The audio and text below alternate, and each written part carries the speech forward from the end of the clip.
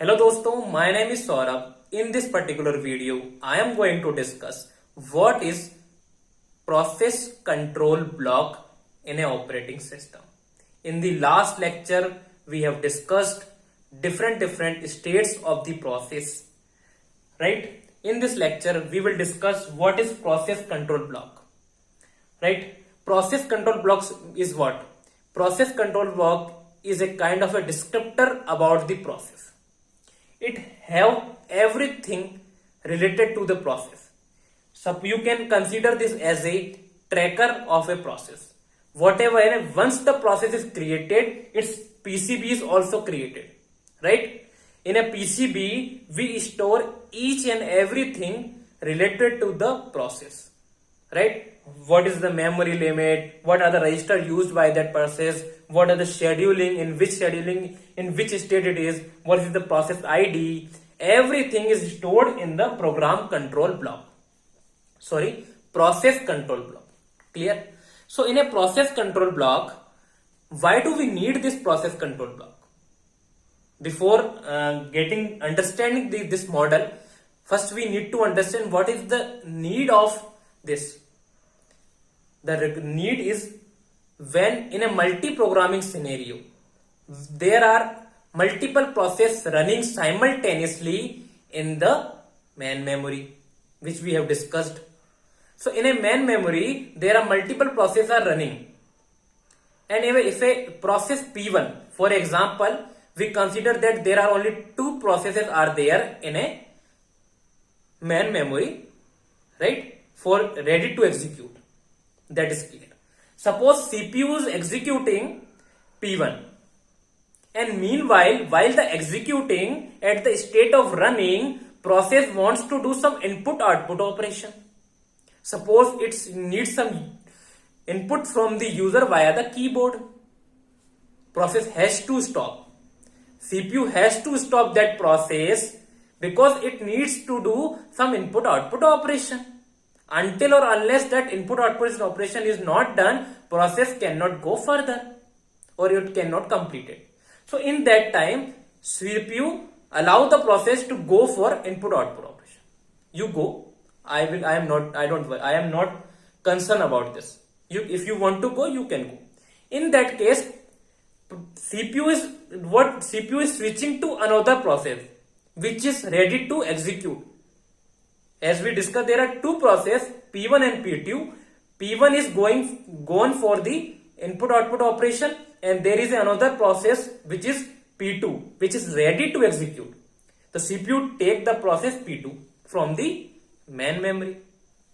That is clear. That is known as a context switching in the operating system.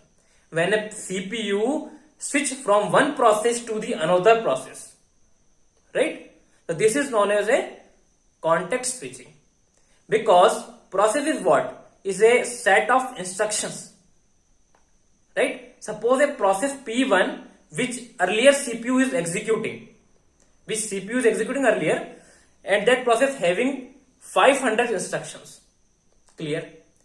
In the time of context switching, the process has been executed up to 250 instructions. Right?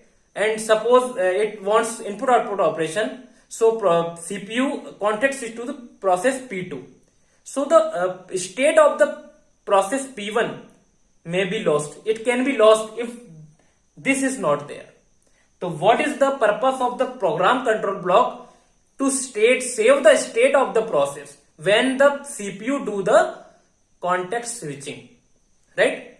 Because there are actually two types of process, CPU bound or input-output bound process. Program control block, we store the state of the process, right? When the CPU switches from one process to another process, it can resume where it left, right? Suppose suppose after executing P2, CPU come back to the P1 and it can start from the 251.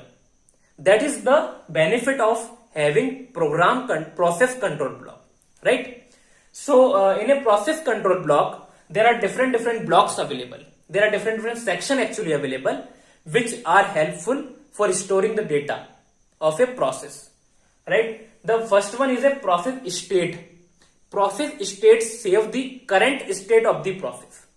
Like if the process at the state of a running, we stored here running. This is the job of this particular section. Process number. There are multiple processes running, so it is very important we distinguish them. In order to distinguish, we allocate a process ID to them. This is known as a PID, which is stored in the process number. Clear? In the program counter stored the next instruction which need to be executed by the CPU.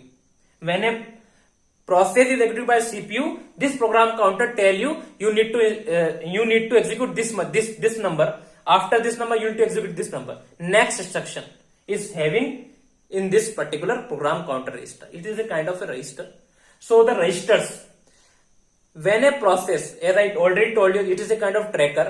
All the registers used by the particular process are stored here.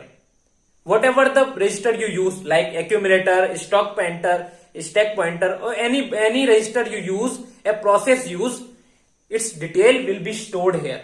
That a process P1 has used register this and this and this one. Right? Memory limit.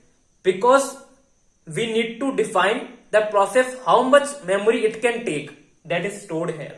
Right? List of open files. There are multiple things happening behind this open files, like what are the scheduling algorithms you are using in the memory management things, like segment page and the page number, segment in a segment table, what is your segment number, all these details, like what are the input-output devices you have used, right? All these details are stored in this particular block. So this is all about the process control block, and it helps the CPU to context switch from one process to the another process. This will store the state of the process, current state of a process, right? This is all about the process control block. I hope I have delivered what I supposed to deliver. Keep watching, keep learning. Do not forget to give your genuine feedback in the comment section. Thank you.